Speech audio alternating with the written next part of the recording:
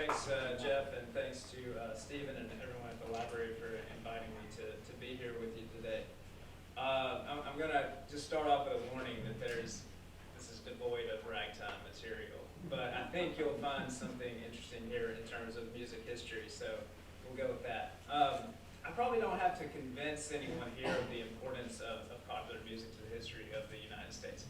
If you are, spending your beautiful Friday morning in a music archive, listening to historians and other folks talk about, music from 120 years ago, then you, like me, have probably spent too much money chasing records, reading music biographies, learning to play instruments, etc.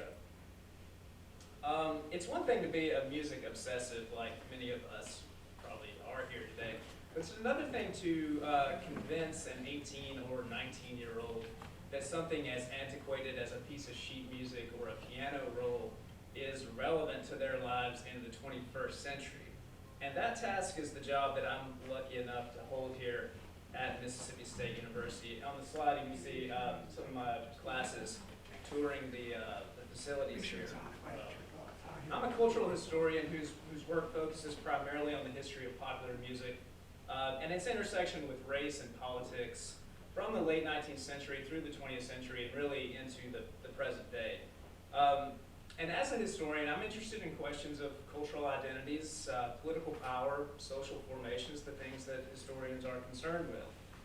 How people see themselves in the world, how they construct and exist within hierarchies of race, class, gender, and how they function and just live in their every day-to-day lives. And I use primary evidence from the past to make those assessments. I find the written documents, the material objects that people in the past left behind. I try to place them in a broader context, and I try to make arguments about what they mean and why they matter to us in the present. And for my research and my teaching, I don't believe there's a more revealing nor a more troubling kind of primary evidence than popular music. Because as all of us here likely understand, a piece of music is more than the notes on the page. And it's more than the execution of a performance or the recorded sound coming out of your iPhone speaker. Music is one of the essential ways that humans have of expressing who they are or who they think they are, who they think they want to be. Now, why is that? Why does music function that way? I think in part it's because of the way that we consume it, right? Music enters our body in this kind of ethereal way, floating along sound waves, being absorbed into our brains, interpreted by our nervous systems. But music is also material, as we're reminded of as we look around us today, right? It sits on our shelves. We carry it in our pockets. We perform it on instruments that someone has spent their lifetime learning to make out of wood and metal, plastic. Now, of course, not all types of music are created equal in the minds of listeners or performers, right? Listening to a certain kind of music over another is a weighty choice. In fact, the subjective judgments that we make about music tell the world about what we value and who we are, or at least who we think we are. And musical judgments can provoke strong reactions, right? Maybe you listen to anything but country, as many of my students like to say. Or maybe you only listen to jazz. Maybe you only listen to jazz from the 1920s. Maybe you only listen to Louis Armstrong from the 1920s.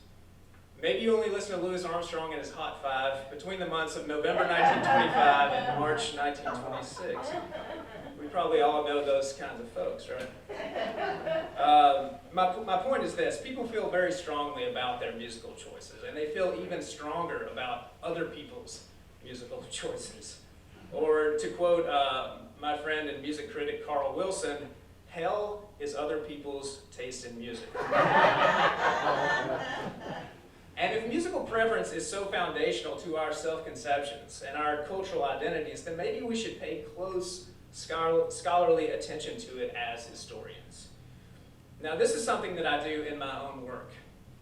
I'm currently completing a book called Cold War Country. There it is. That is not the cover. That's the cover of Country Song Roundup, but give you an idea of what I'm writing about. It's called Cold War Country: Music, The Pentagon and the Sound of American Patriotism. And this project examines how the Defense Department and the country music industry created an economic relationship that would benefit the growth of the genre's commercial power while also helping to encourage enlistment in the Cold War military. Now, I tell this story by examining how the Pentagon sponsored country music radio and television programs aimed at enlisting the music's predominantly white fan base. And at the same time, I argue that this relationship gave the country music industry a promotional outlet to sell its products and expand its audience around the globe. The military also helped boost country music's image from a genre that was associated with, rural ignorance, hokum humor, to something more appropriate for the post-war middle class. And in the process, Nashville's musical military partnership taught white Southerners to accept unprecedented levels of governmental growth in the form of defense spending. Now, so stay tuned for that book. Whenever I get it done, it'll hit the shelves from UNC Press. I also teach classes here about how music shapes Southern regional identities, racial identities, how music played a role in the civil rights movement, and in U.S. politics more broadly. So when the library asked me to give a talk here, I wasn't sure which of these avenues I wanted to take. That's why I gave the talk a kind of purposefully vague title. We could go a lot of different directions here. Basically, anything besides ragtime, I guess. But so I want to take you through a case study of how I use popular music to write and teach about the past. And this will get into the history of sheet music and some of the collections here. In fact, I was telling Stephen when I came in, I've been researching with the Templeton sheet music collection for at least 10 years, and I've only been here since 2019, but I've been using it online for a long time, so I appreciate the significance of the collections we have here at the City State. So I want to take you through this case study, and I want to do so by exploring a song called, and get ready, this has nothing to do with the school in Oxford. The song is called "Oh, I'm a Good Old Rebel." And I want to examine what that song can tell us about the history and legacy of the Civil War, something we also spend a lot of time thinking and talking about here at the City State. Now, I chose to present on this song today for two reasons. One is I published an article on this last year, and so that kind of covers the writing the popular music past part of my title. And the other reason is that this song, written in the aftermath of the Civil War, refuses to go away. And we kind of wish it would. In fact, I think it's a useful case study for how you can take one piece of music and use it to teach about different eras of U.S. history. You can sort of follow its genealogy from the Civil War, forward through Reconstruction, through the turn of the century sheet music production, through the mid-century folk music boom, all the way to today, where it resides on places like YouTube and some of the less polite corners of the internet. Now, importantly, I think you'll see that this song and its themes of violent resistance to the federal government can also help us understand our current political moment, where partisan political divides have deepened seemingly beyond repair, and our very halls of government have come under attack. It's also relevant to current debates about how, why, and who we should celebrate when we talk about the Civil War. As activist movements rightly seek to remove Confederate statues, rename buildings bearing the name of Confederate leaders, and generally rid the landscape of lost cause celebrations, I think it's essential to consider some of the other ways that culture can memorialize the white supremacist past. Music makes for a slippery subject in this way. It's not as blatant or as concrete as a monument, but it can be even more insidious because of that very ephemerality. So let's get into it. And I apologize in advance for no ragtime content, but consider this your palate cleanser, midday. We'll go on to more ragtime later. Okay, so on July 4th, 1867, a newspaper in Augusta, Georgia called The Constitutionalist printed the words to a new song that was destined to be an underground sensation in the post-war years.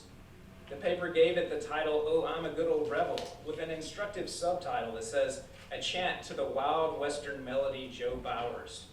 Now, here's that melody for Joe Bowers, which must have been familiar to the readers.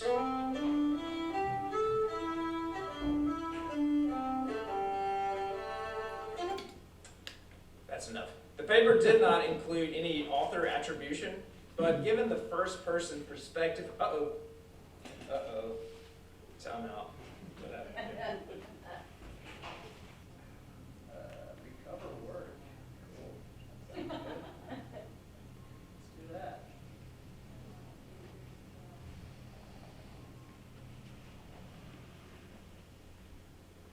Don't worry, Joey, we have time built in for these kinds of things. Okay, good. No I pressure. appreciate it. No Appreciate pressure. it, Jeff. Let's see. Okay, looks like it might work again. Okay. It's not as good as what you bought. Oh, yeah. This is the fourth floor. There we go. Cool. All right. Forgive me. Or forgive my MacBook. Okay. So the paper did not include an author attribution, but given the first-person perspective of the words and the kind of vernacular and the tone here, it appeared that the lyrics originated with a recalcitrant Confederate veteran who sang them even if he couldn't write them too well. I know that's hard to see. I'm going to put a, there you go. Now, the anonymous author here seemed to cling to his identity as an unrepentant traitor who twists the failed rebellion of the Confederacy into a kind of victimhood. He begins, "Oh, I'm a good old rebel, now that's just what I am. For this fair land of freedom, I do not care at all." That was in the newspaper. They're obviously editing out a damn there. And as you can see, the narrator goes on to list all the entities he hates, like the Constitution, the Declaration of Independence, the flag, the eagle, and then expresses a desire to kill more Yankees, finally concluding, "And I don't want no pardon for what I was and am. I won't be reconstructed, and I don't care a damn." Yes, that's how they spelled damn in that first one, yeah. Okay, so what readers would have missed in 1867 is that this wasn't real. Not exactly. At least, it's not as real the way it appears on the page. The Good Old Rebel was, in fact, a kind of joke. A poet named James Ennis Randolph wrote those words to satirize the political attitudes of uneducated and presumably poor white Southerners embittered by defeat in the failed slaveholders' rebellion of the American Civil War. Yet that poet, Randolph, never claimed authorship of this in his lifetime.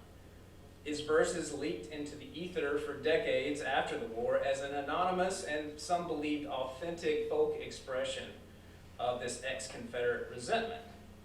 Now, Randolph's attempt at humor was, of course, lost along the way, and in the process, the Good Old Rebel moved from satire to sincerity. Now, this isn't the romantic lost cause that many of us are familiar with, right, with moonlight and magnolias and this false images of enslavement as a benign practice. It's a song about a continuation of the same cause that propelled white slaveholders towards disunion. The Confederacy had died by this point, but the Good Old Rebel, if taken as truth, gave it a new life. The white South that had supported secession in the name of perpetual black enslavement vowed to remain unreconstructed. It's a version of Confederate vigilantism that has haunted the folklore of white America, made its way into pop culture, and currently lives on today in its mistaken sincerity. On the internet, where it fuels white supremacist and anti-government politics. So, what do I mean that this was a joke? First, a little bit about its author. Oh, there we go. James Ennis Randolph was born in 1837 into an aristocratic slave-owning family in Virginia. He received a college education, followed by a stint at the New York State and National Law School. And following the outbreak of the Civil War, Randolph enlisted in the Confederate Army as an officer in the Engineer Corps, with an assignment designing the fortifications around Richmond. And he spent most of the war stationed in the capital city of the Confederacy there.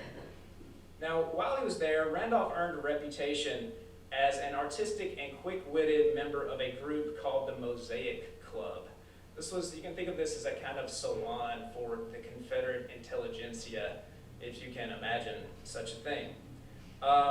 He wrote poems making fun of Confederate defeats while there, and dabbled in parodies of Italian opera. He also carved death masks and marble busts. That's a bust that he carved of himself. No lack of ego, I guess. His friend, Thomas Cooper de Leon, who was a writer and a fellow Mosaic Club member, described how, quote, no pen or no brush in all the South limned with bolder stroke the follies or the foibles of his own than did that of Ennis Randolph. And de Leon gave full credit to Randolph for satirizing the Confederacy even after its defeat, remembering, quote, it was at the Mosaic that Ennis Randolph first sang his now famous Good Old Rebel song, and there his marvelous quickness was Aaron's rod to swallow all the rest. Gotta love the biblical imagery thrown in there. He may have been fun at parties, but Randolph's post-war prospects did not yield many opportunities to pursue his artistic inclinations. He spent the last 20 years of his life working as a reporter for the Baltimore American newspaper. And he died in 1887, well before receiving notice as the author of The Good Old Rebel, and well after it had made its way into the popular songbook of the unreconstructed White South through outlets like that Augusta, Georgia newspaper. Now, Randolph's son tried to secure his father's artistic legacy by publishing a book of his poems in 1898 that included The Good Old Rebel. And in the preface to the volume, this younger Randolph clarified how his father felt about the war. The younger Randolph believed that because of his father's military duties and the post-war economic hardships faced by the South, the man was, quote, not permitted to turn his attention to music, painting, sculpture, or literature, in any one of which, with proper training, he might have accomplished great things. As with so many of his brothers of the South, my father confronted not the question of artistic or literary development, but the more immediate problem of bread and butter. In other words, Randolph's bitterness was real, but that resentment was about how the war had drained him of his artistic prime, more than it was a true desire to keep fighting the war. And what was worse, he had given those prime years to service to an experimental nation whose average white citizens, in his estimation, were basically illiterate rubes. By that time, however, the Good Old Rebel had escaped the confines of this southern literati and Randolph's original intention. It now belonged to and appeared to speak for the very people that it mocked. Now, Randolph's satirical poem began to masquerade as a popular commercial song and as a folk tune around this time. The cover art for the only known piece of sheet music for The Good Old Rebel leaned into interpretations of the song's apparent sincerity, although it also leaves some room for the original humor, I think.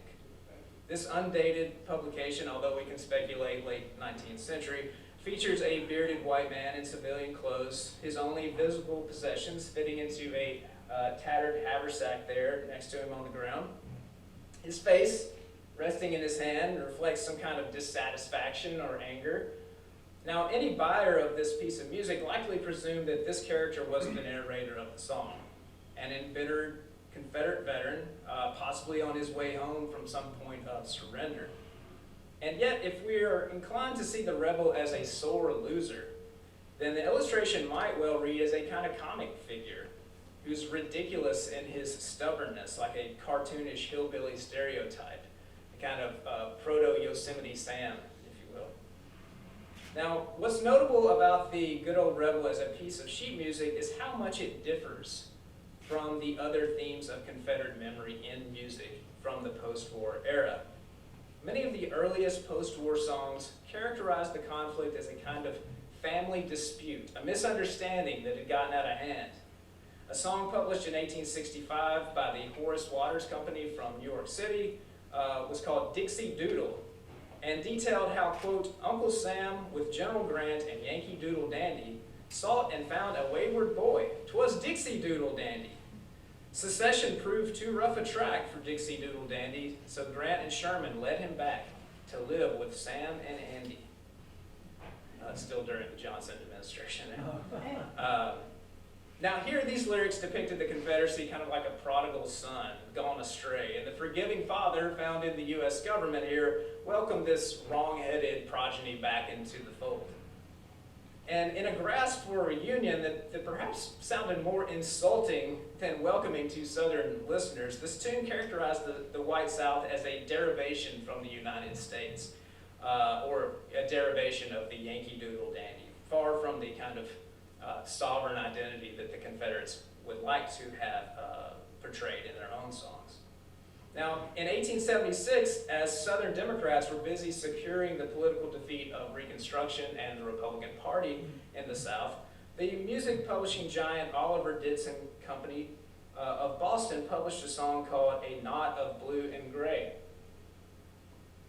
Now, the narrative of this song takes the point of view of a sister in mourning who still wears a scarf of blue and a scarf of gray, tied in a knot to commemorate her two fallen brothers, one a Union soldier and the other a Confederate. You'll notice that a lot of these songs have to do with death. I mean, that's one of the first things you have to deal with when looking at 19th century sheet music, is just the body count, right? It's quite tremendous. Now, this song was trying to validate both sides of the Civil War, and the sister states in the song, quote, "Each fought for what he deemed right and fell with sword in hand. One sleeps amid Virginia's hills and one by Georgia's strand. The same sun shines on both their graves and rests over hills and plain, and in my dreams of vanished days, both brothers live again." Now, this sentimental portrayal highlighted the valor of each side of the war, keeping the memory of white sacrifice alive, regardless of the cause for which they fought, and completely neglected themes of African American freedom or even their existence within the war. Others portrayed the South as an exotic pastoral land and depicted the pre-war days of enslavement as a kind of imaginary place of strumming banjos and contented slaves. Songs like 1874's I'm a Gwine Down South and Happy Days in Dixie from 1896 placed words in the mouths of African Americans who nostalgically longed to return to an idealized and paternalistic version of enslavement that affirmed white supremacist conceptions of blackness and positioned the abolition of slavery as a mistake. Excuse me. Of course, this glossy depiction of the slave South sold for white middle-class consumption prevailed throughout the 20th century, and we see it again and again in films, Gone with the Wind, of course, being the most familiar to most. So the bitterness expressed in The Good Old Rebel ran contrary to these themes of sacrifice, valor, and eventually reconciliation that quickly found expression after Appomattox, as white people were looking for ways to kind of bring sectional hostilities to an end. Now, the jingoistic nationalism spawned by the Spanish-American War around the turn of the century further submerged the memory of what caused the Civil War, as imperialism thrust white Northerners and white Southerners into war with each other against a foreign foe. And we get songs that tell that story as well. The song The Blue and the Gray, or A Mother's Gift to Her Country, published in 1900, detailed the mournful tale of a mother who lost 3 sons in the 2 most recent American wars, not counting the Indian Wars over the West. The chorus stated, quote, "One lies down in Appomattox, many miles away, another sleeps at Chickamauga, and they both wore suits of gray. Mid strains of Down in Dixie, the third was laid away in a trench at Santiago, the blue and the gray." But wait, it gets worse. In the second verse, the mother dreams of death so that she might reach eternity, where her sons, quote, "Watch at the heavenly gates on guard beside their guns. The mother true to the gray and blue may enter with her sons." The reasons for her sons' deaths fail to register in this mother's grief, so long as she remains true to their memory of martial valor. And the sentiments expressed in the song ease the painful memories of death in the Civil War and in the Spanish-American War. They also gave mourners a kind of sense of moral continuity, I think, as all these deaths would be classifiable as valorous in terms of sacrifice for the sake of patriotism. We just won't talk about why the South was fighting, right? As long as we don't talk about that, everything's fine. In 1901, the subject of Southern participation in the U.S. military still lingered in popular songs like "He Laid Away a Suit of Gray to Wear the Union Blue." The first verse tells of a white Southern boy who played soldier as a child while wearing his father's Confederate uniform, but he grows up and joins the U.S. Army. Quote, "When the Union called to arms to fight a foreign foe, the uniform of gray he laid away.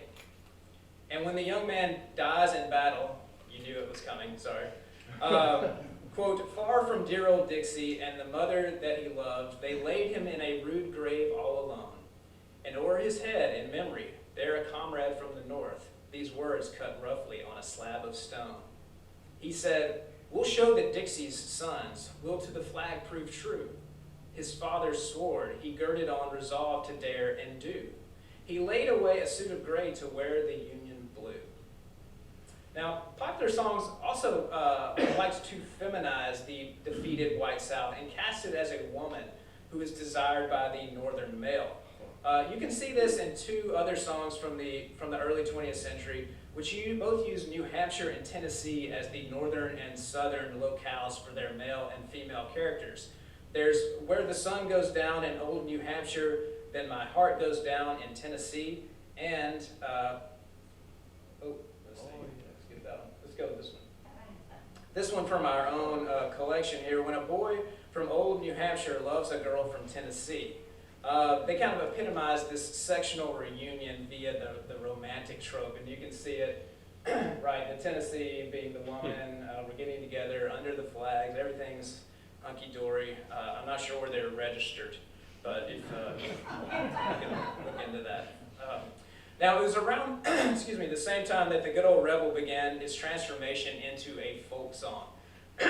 By the 1890s, white Southern authors began including the Good Old Rebel in lost cause print culture, starting with the publication of a collection called Southern War Songs, Campfire, Patriotic, and Sentimental by W.L. Fagan.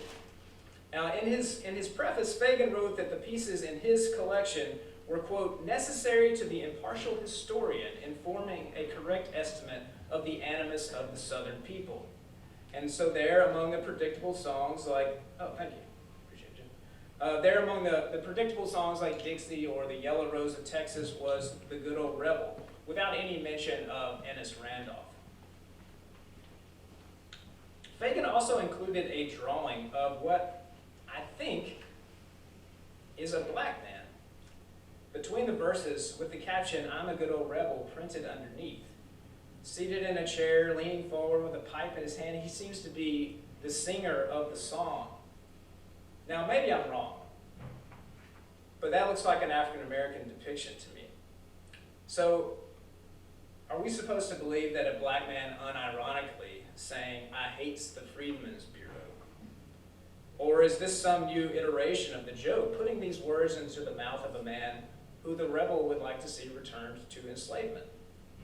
If so, that's not a very good joke. In 1910, the fan folklorist John Lomax was convinced enough of the Good Old Rebel's truth to include the song in his collection, Cowboy Songs and Other Frontier Ballads. Now, Lomax's version dropped the reference to the Freedmen's Bureau and substituted a verse about seeking post-war refuge in Mexico.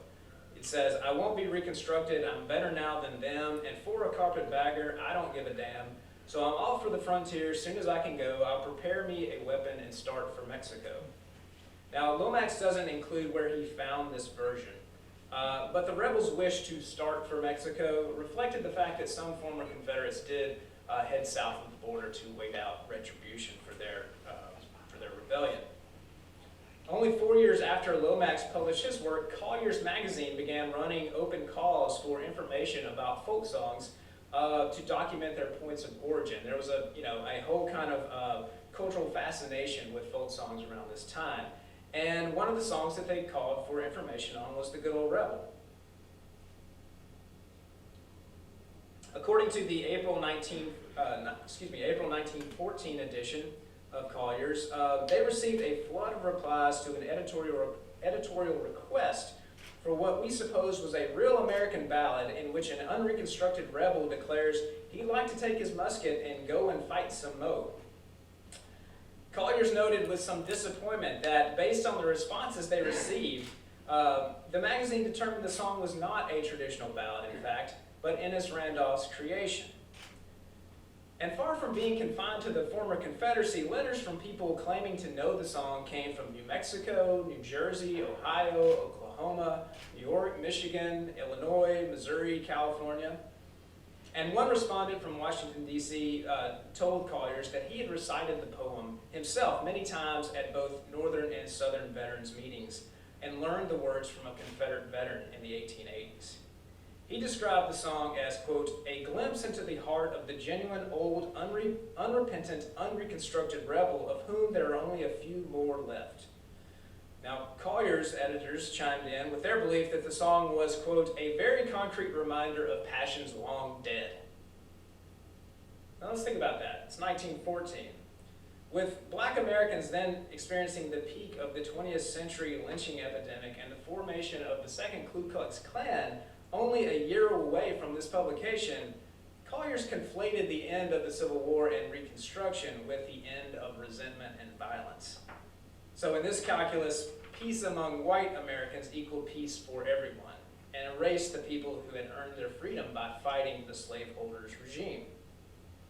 Now, I'll spare you all the citations of the Good Old Rebels' presence in academic folk songs collections in the first half of the 20th century.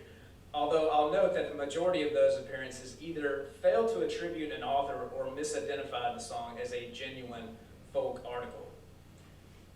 President Franklin Roosevelt discovered the Good Old Rebel during the New Deal's documentary obsession with the South, and according to accounts, had an accordionist play the song at the White House in early 1942.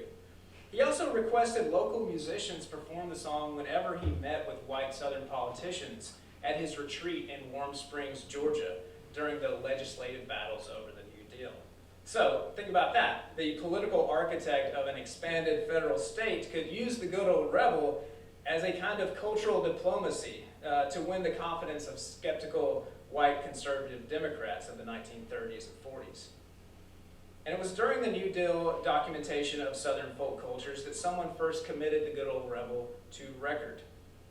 In 1942, a man in Cane Hill, Arkansas, performed on the first known audio recordings of the song as part of the Library of Congress's Folk Music of the United States Anglo-American Songs and Ballads.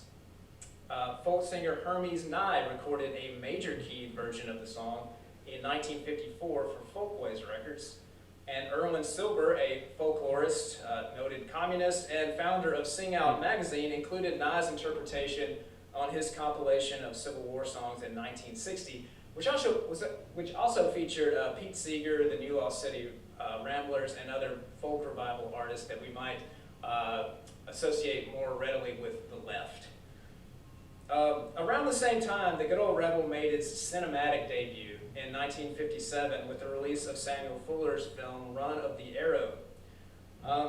Anybody seen Run of the Arrow? Okay, well, brace yourself for some spoilers here. The film tells the story of an ex-Confederate played by Rod Steiger, who has an Irish brogue in the film for some reason. His character supposedly fired the last shot of the Civil War at Appomattox. Now, historians, keep your seat. I know. And he refuses defeat.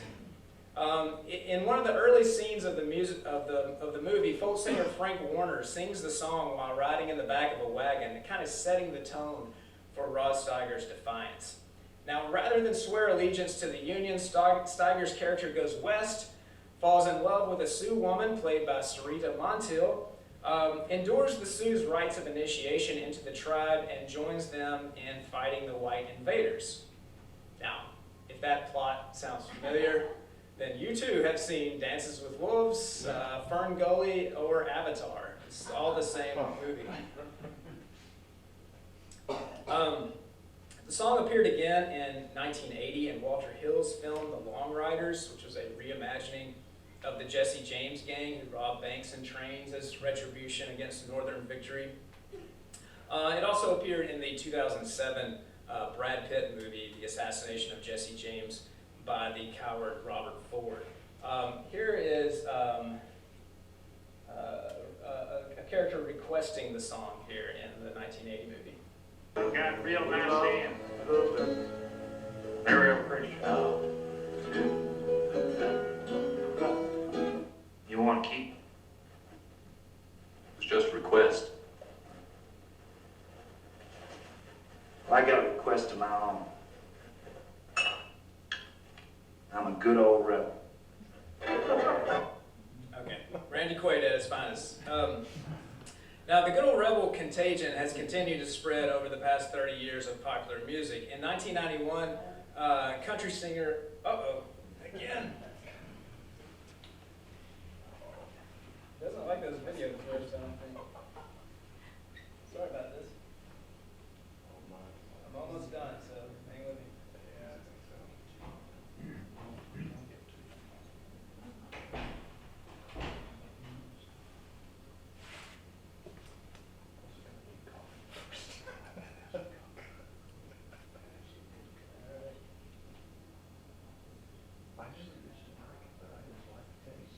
Okay.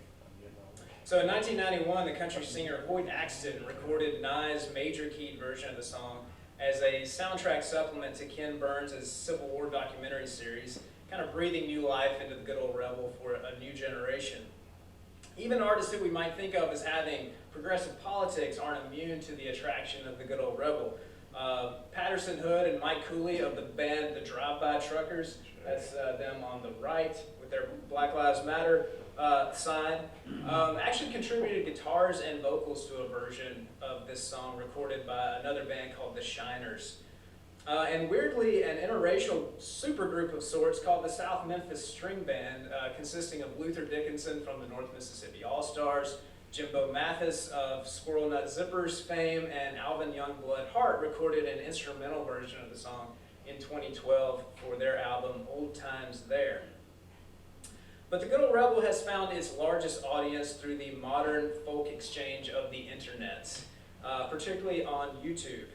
There are dozens of videos for the song currently on the site, most of which include some predictable imagery. You can imagine montages of Confederate symbolism, sourced either from historical images, memes, or truck stop bumper stickers. The most recent comments on these videos reflect how deeply the good old rebel resonates with neo-Confederate and radical right-wing movements of the current day. One of the more fascinating versions of the song is found in its adoption as a Tea Party anthem back during the first Obama administration. The performer for this particular song used the major key melody of the song and retitled it "I'm a Good Old American Anti-Obama Song," and rewrote the verses to denounce what he interpreted as a totalitarian Democratic administration. Much like the good old rebel, the good old American relished the thought of fighting the federal government for what he views as an infringement on personal liberty and states' rights. I'm going to try to play it. If it crashes, it's fine. It's the last slide. So. Oh, I'm a good American, now that's just what I am. And for the liberal nation, I do not give a damn. Don't want to rise against her, but I'll gather up my guns. My freedom won't be taken, I'll fight them till I've won. I hate a liberal nation and everything they do. I hate the social programs and stimulus bill too. I hate the federal government stripping away our rights. I hate all socialism, time for states to fight.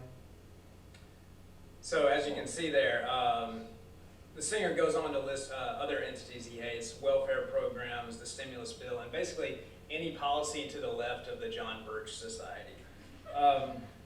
Most of the comments support the song's sentiments and voice white supremacist attitudes towards Obama and his supposed infringement on individual liberties. Many other newer comments announce their allegiance to former President Trump, and given the events of January 6, 2021, I think we can see why. The most recent comments on the videos reflect how deeply this song resonates with these radical right-wing politics.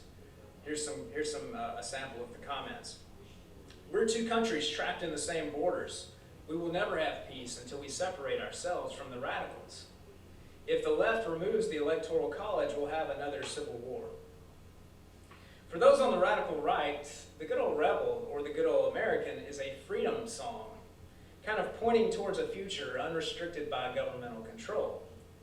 It's doing for them what protest songs can do for any movement. Galvanize spirits, distills complicated ideologies into rhyming verses, and provides a soundtrack for white identity politics, a kind of group brand, if you will. And to kind of go back to where we started, that's the power of popular music, isn't it? It can mean one thing to one person and something completely different to another. Put another way, one person's joke is another's call for revolution, and vice versa. It also gets at why I wanted to use this song for today's talk. Music can help us dig into particular historical moments and understand their specificity. And at the same time, music can help us trace these large cultural flows and evolutions over generations. So I appreciate you indulging me in this very non-ragtime talk, and I'll look forward to any questions if we have time for that. So thanks again to Jeff and the library for having me. Thank you, Dr. Thompson.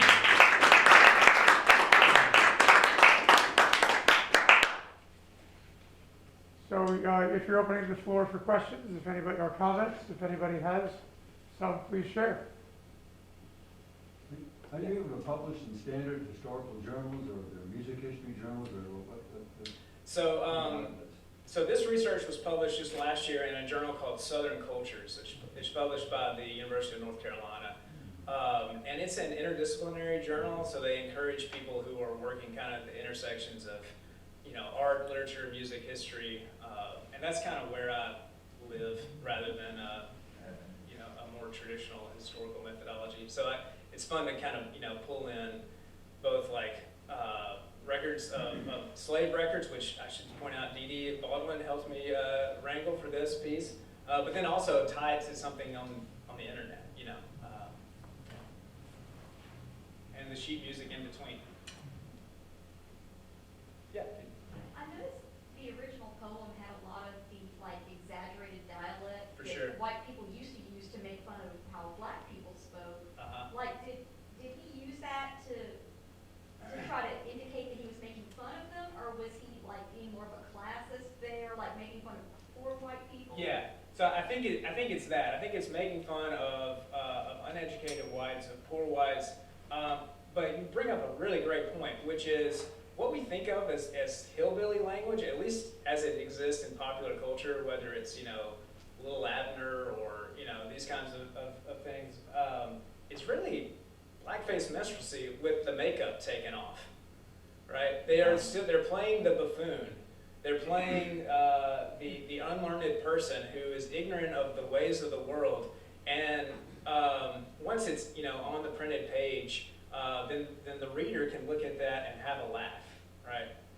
And that's exactly what blackface minstrelsy was before this and continued after it, right? So when we think about, I should also point out, it's no coincidence that, so many early country music songs and bluegrass songs were old minstrel songs, repurposed, right? Because it carries that language and those themes of nostalgia for the South, right? Well, you just take off the blackface and it's hillbilly music. Emmett Miller.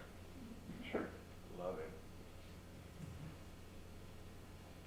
Yeah, in fact. I'm Sheriff Templeton. I didn't get a chance to meet you before, but I appreciate everything that you said. I enjoyed it.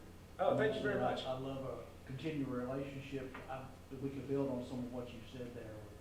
Great, So, fantastic. But I had a couple of comments I wanted to throw out. I know the Templeton collection doesn't have a vast number of Civil War pieces, but it's all kind of connected anyway. But as the collector, that I generally would look for the year in which it was published, especially if it was a Civil War, where the war was actually going on. That's the rarity of it. Right. And then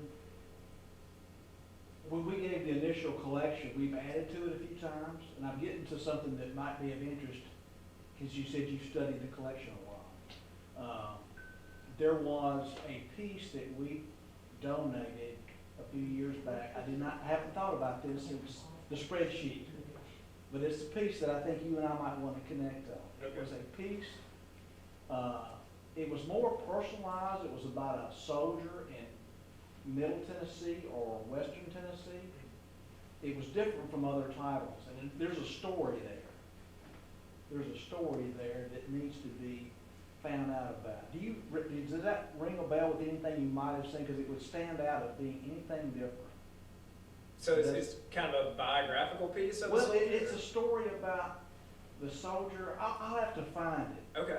And maybe we can email and show it to you. It might lead to some totally different way to look at it than either one of us thought. I don't know, Okay. maybe it could be a dead story, but it struck me at that moment to be, I've got to know more about that. Okay. Yeah. Well, It fit in well with what you said. yeah. Yeah. The other comment, a lot of times I would see the word mother. You know, a lot of songs Sure. are written about Mother the home in birth. heaven. Yeah. Right. And then the other comment, I'm sorry I'm talking too much, but you stirred my imagination with so many things. So much of the business of music, which is what we study here, Right. more than really ragtime.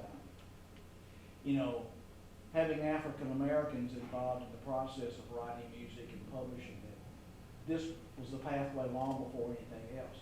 And a lot of times their audience was, the blacks were they could write to make fun of the blacks Sure. and make fun of the whites. Sure. It was the business of music. So I don't know what point it became sociable, like you kind of discussed it, and when it turned into the business of music. There's sort of a pathway from one to the other. Well, I Yeah. think the two have coexisted since the beginning of putting out what we call popular music, Absolutely. is what right. it is. Right. Yeah. Yeah. I mean, look at someone like Ernest Hogan, who was Right. Right. Right. Exactly, that's exactly. So Right. anyway, Yeah. And just thank you for all that you said. yeah, I appreciate it. It's nice to. We'll talk afterwards. Good. Nice to meet you. Thank you, Dr. Thompson, very much.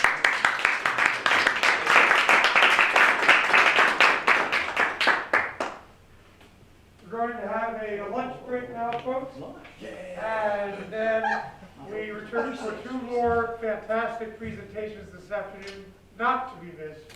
I don't have the exact timing, but if you have a program, you know. 1:30 is what that was the first one is? Great, and we'll have a graduate student presenting today as well. And it'll be fascinating as well. So thank you so much for being here with us. Spread the word about all the good stuff we're doing. It's going to be a fantastic weekend of music and thought and discussion. Thank you.